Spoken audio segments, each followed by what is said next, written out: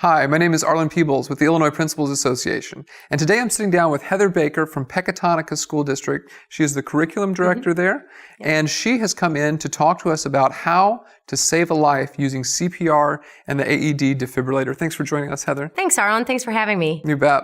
So just to give people kind of a little bit of background about what exactly happened to you on that fateful day when you suffered a cardiac arrest. Sure. On February 1st, 2018, I suffered cardiac arrest at school. It came out of nowhere. I didn't have any warning signs. I'd been to a bunch of meetings that morning, and when I finally walked into district office for a meeting, I set my things down and passed out with cardiac arrest. Wow. My colleagues were able to start CPR right away. They shocked my heart 3 times with an AED and were able to stabilize me. And I was sent to the hospital and put in the ICU after that. That's intense. Very intense. What is the difference between cardiac arrest and a heart attack? I know they're not exactly the same thing. Sure, great question. Cardiac arrest is an electrical malfunction in the heart. So really, it can happen to anyone at any time, any place. You'll see this with teens. You'll see it with kids in PE class, athletes on the basketball court. It can really happen to anyone at any time that the heart will just stop. And with a heart attack, you have a blocked artery and the blood is not getting to the heart. So more commonly, you'll see that in older people, but not necessarily.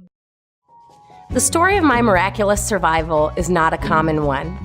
According to the American Heart Association, approximately 350,000 people experience sudden cardiac arrest each year, 7,000 of which are children and teens.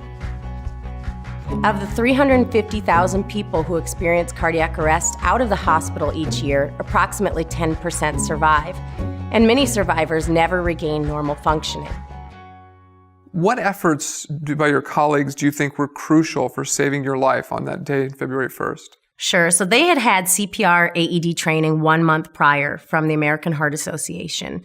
So when I went down, they knew exactly what to do. There was no hesitation.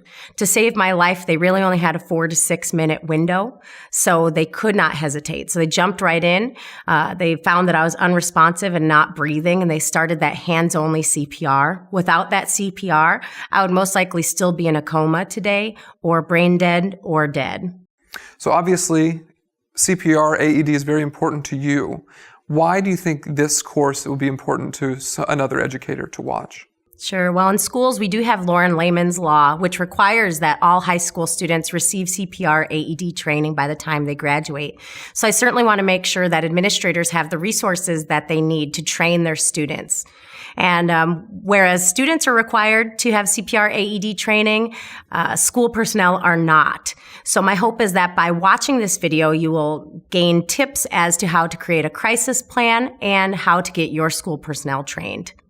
Yeah. And people are protected under a Good Samaritan law, correct, to perform CPR. Explain to me how the Good Samaritan law works. Sure. So in Illinois, we have the Good Samaritan law. And what that says is that if you are trained in CPR by the American Red Cross or the American Heart Association, and you see somebody down on the floor, and as long as you have good intentions, you think they really need CPR, if something were to happen like a cracked rib or worse while you were trying to administer CPR, you would be protected, not held liable. That's great. Mm-hmm. What do you hope that people will take away from your story?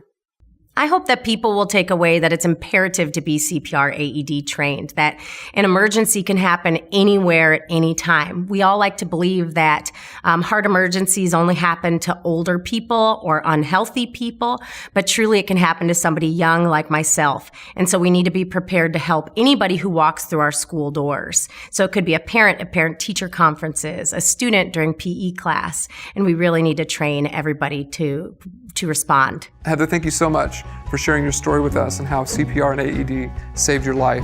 For those of you who are watching this video, scroll down to the description and you can find the link to the full course, How to Save a Life Using AED and CPR. Thanks and take care.